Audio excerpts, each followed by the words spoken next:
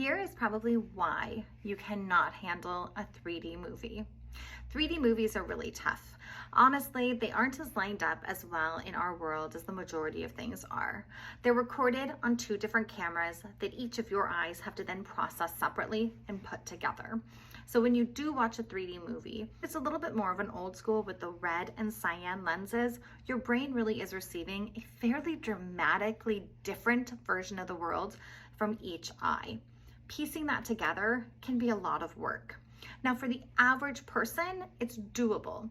But if you have a binocular vision dysfunction or visual processing deficiency, this is like asking you to tap dance and your visual system is having a hard time even standing up straight.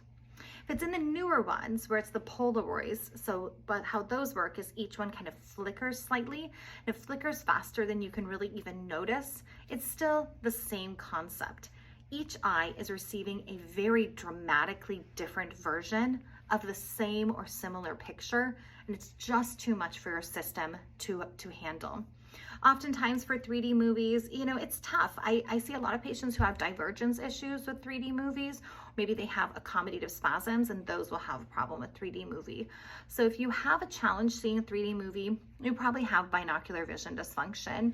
It's incredibly common. It's present in over 30% the general healthy normal population and over 50% of patients who've had concussion, whiplash, or any other kind of brain injury. You don't have to struggle your whole life. You absolutely can be treated and cured of these conditions. These conditions, honestly, they're learned skills. So it's kind of like just learning how to ride a bike. It's not rocket science, it's just a little bit of a complex math and spatial science. These really are things you don't have to live with for the rest of your life. You absolutely can enjoy 3D movies.